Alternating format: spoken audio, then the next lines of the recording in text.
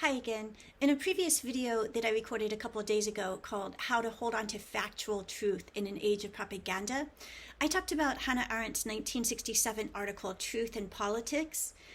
This is an article I really like because it is so optimistic. It's the thing that kind of helped get me through the first 4 years of the first Trump administration. And so I thought I'd make a video to, say what I liked about it and how it can help us cope through a second Trump administration, in which I expect we're going to see a lot of organized lying by the state, which is Hannah Arendt's phrase for state propaganda.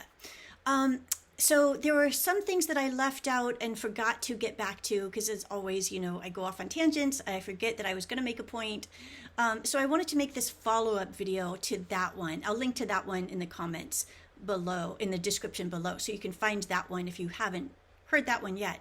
But that first video was talking about Hannah Arendt and how she explains why facts are so resilient and how even the most powerful totalitarian regime could not erase a fact from existence. There's a couple aspects, interesting points that I left out that I want to try to touch on in this video. One is why she also says that facts are very vulnerable, and that's really an important point that I want to explain a little bit more in this video. And then the other thing that I talked about in that video was something that I've been struggling with for the past few years, which is this idea that, when we're describing this current era that we're living through, in which people seem to be devaluing truth and factuality or having their own alternative facts, believing in conspiracy theories, being science deniers and all that stuff.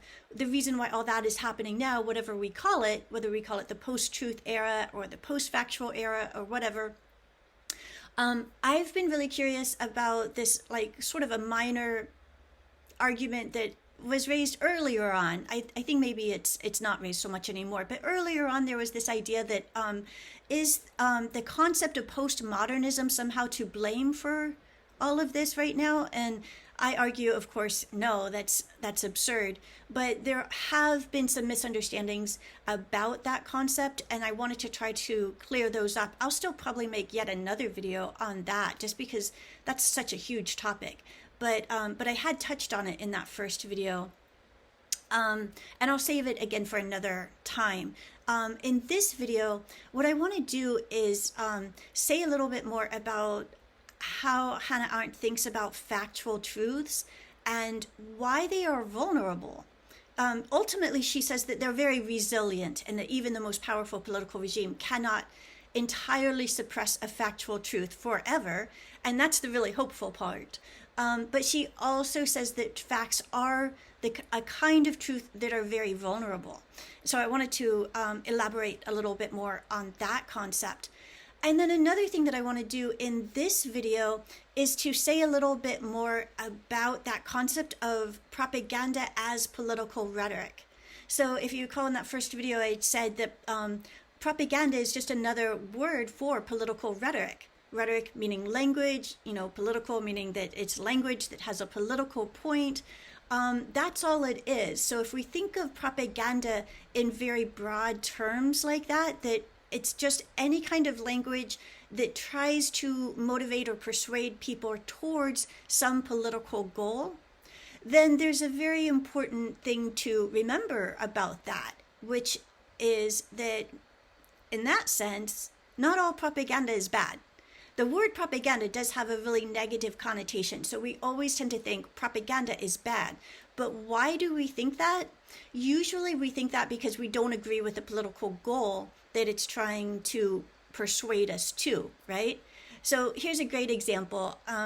When I've been researching all this propaganda stuff, the word gets used a lot during the 20th century, during the Cold War between the US and the USSR.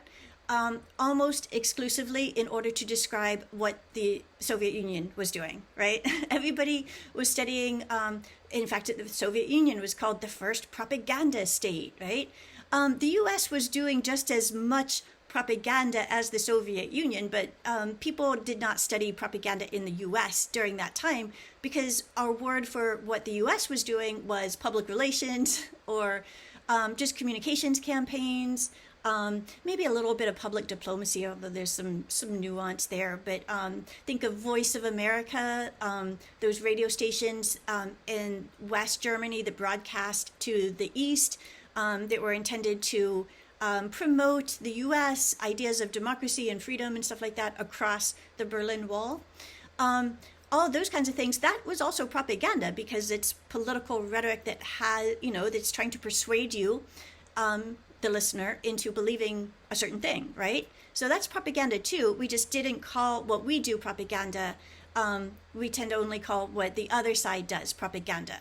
But if propaganda is just any political rhetoric that tries to persuade you to believe something for a political reason, then that's a very, very broad term, right? And so one of the first things we talked about in my class was that the term has been used in this way, and some early 20th century thinkers thought of propaganda as not all entirely bad. Some propaganda was good. The best example of that comes from W.E.B. Du Bois, who gave a speech in 1926. He's the founder of the NAACP, by the way. And this speech was transcribed and appeared in the NAACP's magazine called The Crisis around the year 1926. And at the speech, it was a speech in honor of some Black artist. I forget the artist's name, but he was receiving some award recognition.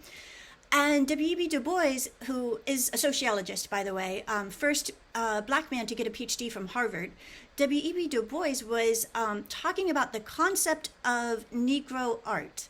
And in this article, there's a really famous phrase in which he says, all art is propaganda and ever must be. And what he means by that is that if it's art, it has a political message. If it doesn't have a political message, he doesn't say this, but I'm filling this in. It's stuff that is hanging on the wall at your dentist's office, right? It's not really art. It's just a decorative picture of the ocean or something like that, or flamingos, herons, egrets, cranes. We get a lot of those in Florida, right? So that is not really considered art. That's just decorative objects, right? Because they don't say anything of importance about the world. If an image, a painting, or a photograph, if it has something to say about humanity and about the political world, which is just how humans interact and live with other humans, then it becomes art, right? So when he says all art is propaganda, that's what he means. All art has a political message. It has something to say. And so, of course, there's good art and there's bad art. There's good propaganda and there's bad propaganda. So for Du Bois, back in the early 20th century, the 1920s, a lot of white artists were depicting people of color in very caricaturish, cartoonish sorts of ways, right? And so Du Bois was calling for Black artists to depict the full humanity of Black people. Both arts would be propaganda. It's just how you distinguish the good from the bad is by asking what the political message is. Art that depicts Black people as cartoonish caricatures has a certain political message, which is, dehumanizing of Black people, implying, that non-Black people are superior, more fully human, more complicated, but Black people are like cartoons, right? That's its political message. On the other hand, the kind of art that Du Bois was calling for more of was art by Black artists to depict Black people in their full humanity as complex human beings, right? So that has an entirely different political message from the first one, right? So both of these arts are propaganda because they both have a political message. One is good and one is bad. So that's a great example to illustrate this other point. The point of this video, I've called this video, How to Tell Good Propaganda from Bad. Since all political speech is propaganda, how do we tell good propaganda from bad propaganda? So that's what I want to do in this video. I am going to go back to Hannah Arendt on the next slide and talk about fill in some gaps from the previous video about why she says facts are vulnerable but ultimately resilient. And then I'll talk a little bit more about Jason Stanley's concept of propaganda as false ideology, because that's the concept of propaganda that really helps us distinguish good propaganda from bad propaganda. Okay, so I hope this will be useful. Okay, so previously I got so caught up in the optimistic side of Hannah Arendt's concept, which is that factual truths are actually really resilient in the face of even overwhelming political power, that I forgot to explain why she thinks that facts are vulnerable. And so this is really important in an age of propaganda, right? Facts are vulnerable. And remember, she's talking about there are different kinds of truths, right? And factual truths are just one of many different kinds of truths. There are rational truths that include like mathematical truths. There are moral or religious or philosophical truths. And then there are factual truths. So there's at least, 5 or 6, half a dozen different kinds of truth. And she's talking about what distinguishes each of these different kinds of truths is its mode of, as she says, asserting its validity. I think she phrases it in that really awkward academic way, but it just means how we know each one is true. The way we know each one is true is different depending on the kind of truth it is. So, okay, for example, a rational truth, how do we know that a square is, 4 90-degree angles of equal size, right? Something like that. But that is the definition of a square. How do we know 2 + 2 = 4? How do we know various things about geometry? We know those things kind of because of they are sort of external. They have an external logic independent of us, human beings, right? Those things exist outside of any particular human context of time or location. They are going to be true in ancient Sumeria as they are in like the Bronx today, right? Their validity is external to human existence. In that case, they're also universal and sort of objective in that way, right? How you prove a religious or moral truth, or philosophical truth for that matter, for Socrates, is, so let me give an example first of a philosophical or moral truth. Socrates' claim in the dialogue Gorgias that it is better to suffer injustice than to do injustice. That's a moral claim, right? How do we know that that is true? Hannah Arendt says, because you live by it. If you live by it. Socrates lived by that moral claim. He suffered injustice by drinking the hemlock poison. He was sentenced to death by the assembly. It was a legal procedure. The assembly voted to sentence Socrates to death. And he could have run away and left. He wasn't, held prisoner or anything like that. And in fact, this was such a common thing for people to be exiled. If they got voted, if people voted on the assembly to do that, that was a normal thing. In fact, that's what Plato does. Plato has a similar thing, but he does choose to leave, go into exile, rather than to drink the hemlock. But Socrates decides to drink the hemlock, because of his own moral principles.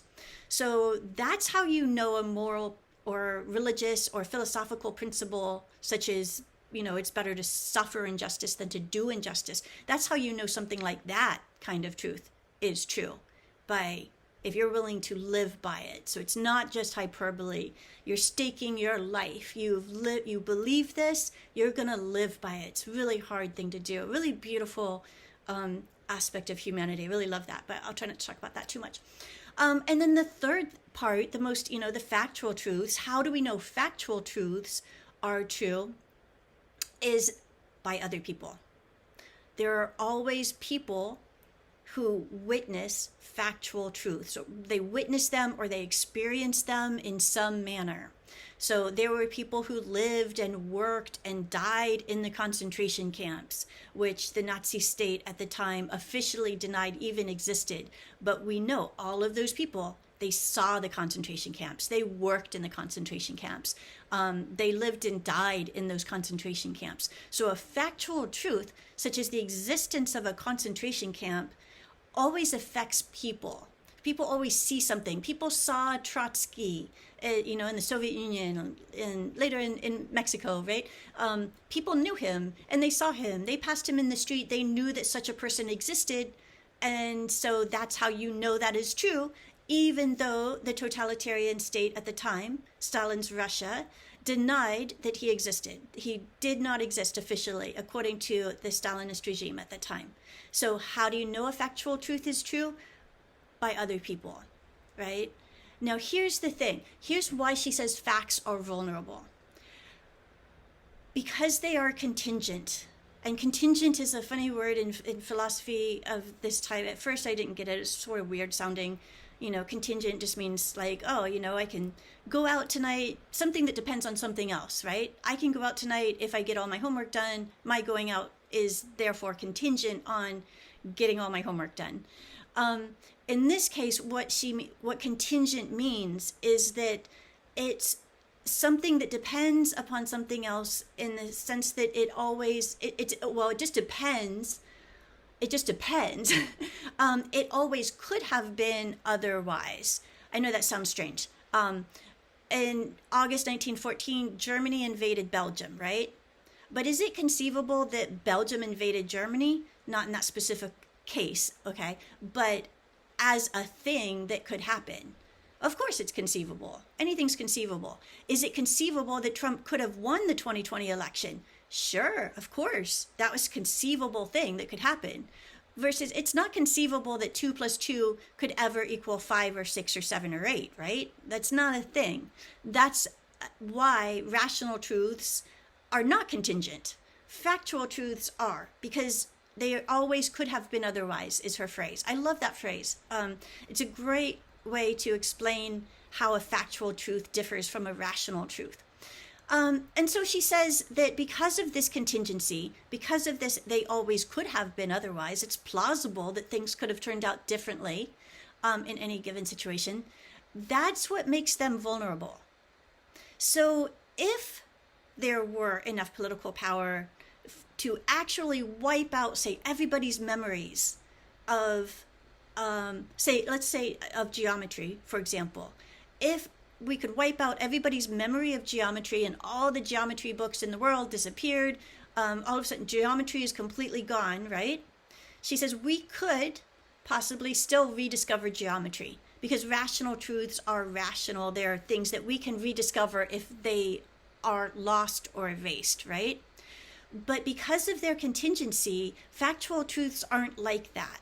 We could never rediscover that an event happened if we really did wipe everybody's memories out and they erased all evidence of that event happening. I don't think that's possible even today. But if it were possible, then she says there's no getting that fact back. There would be no way to reconstruct a factual event, such as that in August 1914, Germany invaded Belgium. So it's their contingency that makes facts vulnerable, more vulnerable than other kinds of truths, such as rational truths or philosophical or moral truths. So that was a really cool part that I left out of the other video that I made about Hannah Arendt. And what I love about her article so much is, of course, that she ultimately concludes that facts are ultimately resilient, that ultimately there is no such power that can suppress a fact forever. And so that's the kind of thing that gives me hope during a time of organized lying by the state, that, no matter what it is, if the state wants to suppress a truth, if the official line is that this doesn't exist or that that thing didn't happen, we can know that that is a lie. And so that gives me a lot of hope for the next 4 years. So in the next slide, what I want to do is talk a little bit more about that concept of truth as political rhetoric. Concept of propaganda as political rhetoric. And so if all political rhetoric is propaganda, then what is good versus what is bad propaganda? How can we tell the difference? Okay. Okay, so if propaganda is just political rhetoric that tries to convince us of a political point, how can we know how can we distinguish good propaganda from bad propaganda? So here is where I want to talk about Jason Stanley, who is, like my second favorite author of, scholar on propaganda. He's got this really great book from 2015, 2016, something like that, called How Propaganda Works. And this is also a really great book. We read a couple chapters of it in my political theory class. And Stanley has this concept of propaganda as false ideology.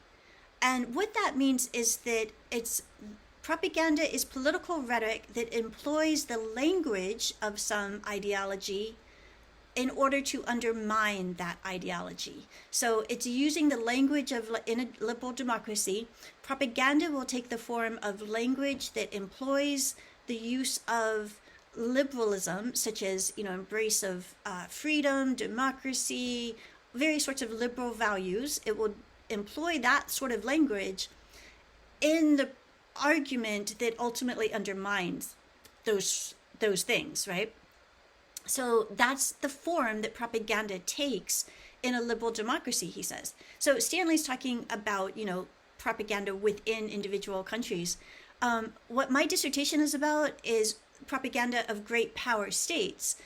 So I have a comparative case study, which is my dissertation, that looks at the propaganda of Russia, China, and the United States, all three of those countries. So I'm currently completing an article version, which is a much shorter version, and hopefully I'll have this published and then be able to let people read it. But it shows how all three of these great power states use the language of liberalism in their propaganda and or strategic narratives, which is another term that has popped up in the past 10 years in international relations. That's just an alternative to the word propaganda. Presumably, this term is sort of meant to be more neutral because propaganda, as I said, has such a negative connotation. Everybody hates it.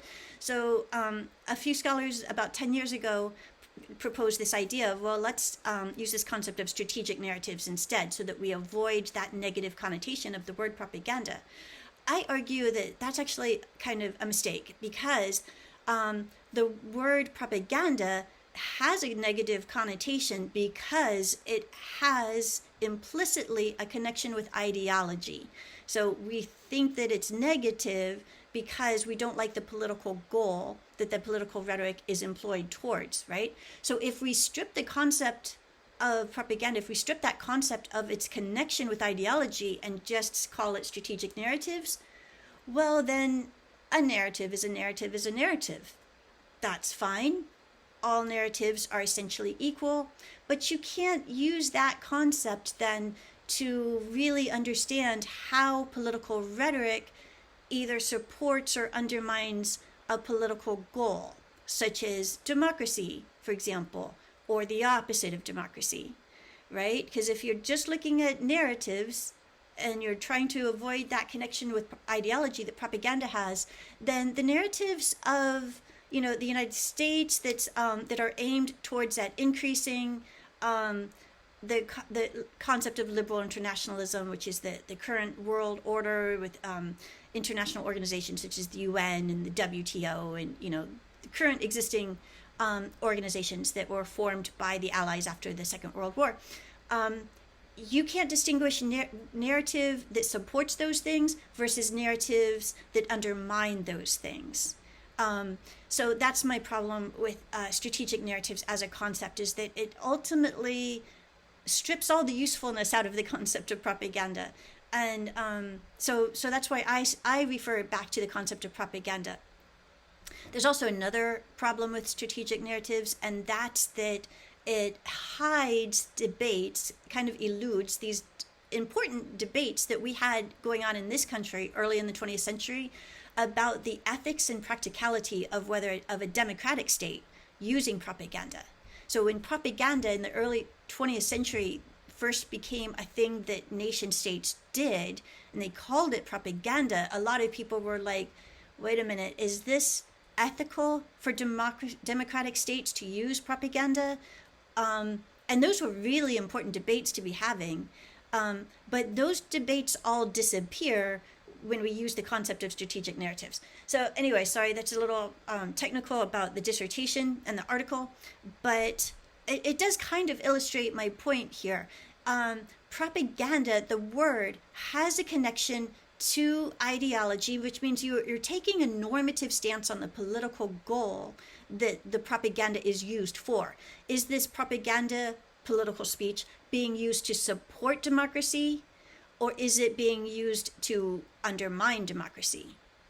That's really important in order to evaluate, good propaganda from bad propaganda. So good propaganda, Stanley says, is stuff like civic rhetoric. This is another small distinction that gets a little confusing in his book, but good propaganda would be something like civic rhetoric, which is dialogue or political speech that is healthy, that supports, like a rational debate over the issues, right? That kind of stuff, that would be healthy, good political rhetoric. So he calls that civic rhetoric. We almost wouldn't want to call it, this is where it gets confusing. If you call it propaganda in the popular sense, people are thinking that that's bad. So he calls it supporting propaganda because he's using the word propaganda in that broad sense of any kind of political rhetoric. So he's not thinking it's necessarily bad. The problem is when you talk to just about anybody else who's not a scholar or hasn't studied propaganda in depth, they're going to think when you use the word propaganda, it means bad.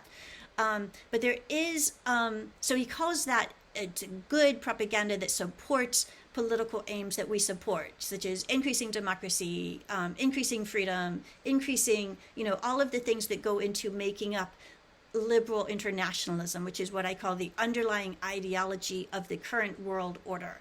That, again, is what the Allied countries set in place after the Second World War. That still exists, I argue, in my dissertation and my article. And there's rhetoric that supports that ideology, and then there's also rhetoric that undermines that ideology. And the way to understand which does which is to use Stanley's concept of propaganda as false ideology.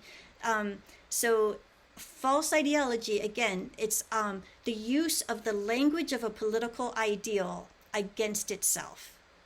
Okay, so here's, let me explain. Well, I guess I've already made a video. You can watch the video I have on Jason Stanley, where he gives a lot of examples.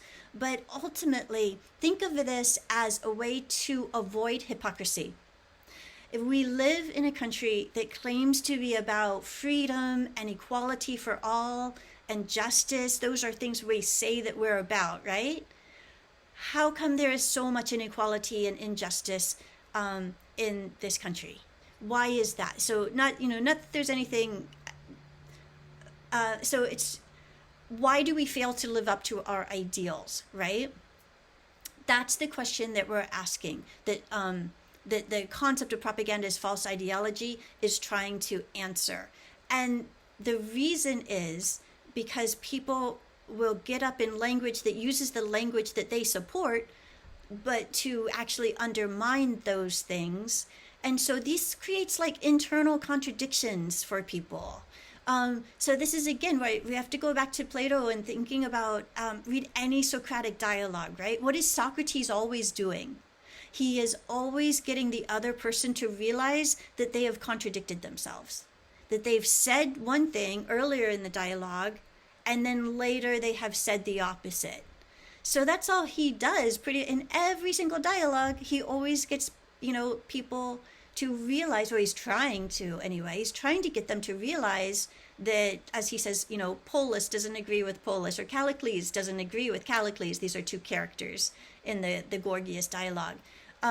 So, a good soul, a sophronic soul, is a soul that doesn't have any of those internal contradictions, that, you believe in the thing, you're very clear on what you believe, and your arguments and your actions also support those things. They don't act in contradiction to them. So what I love about these ideas is that Stanley has taken a very old idea and that goes all the way back to Plato and framed it in different language that maybe fits modern audiences a little bit better. even though it's still a little bit technical and jargony. But I hope this video helps explain it. It's a really cool idea. And it just all comes down to, how do we avoid being hypocrites? How can we avoid contradicting ourselves? If we say we believe in justice and freedom and equality for all, how can we actually live in such a way that doesn't contradict doesn't make us hypocrites, doesn't contradict what our professed beliefs, right? So Stanley's book, 2016, 2015, something like that, it's called How Propaganda Works. It's really great. I really recommend it. Along with Hannah Arendt's 1967 article, Truth and Politics. Both of those things, I think, are really useful for understanding propaganda, and they'll be really helpful, I think, towards getting us through the next 4 years, or any other time, if there's any other regime that is in power that relies on organized lying by the state. These two resources are really helpful. So I hope this video is helpful, and I will talk to y'all later.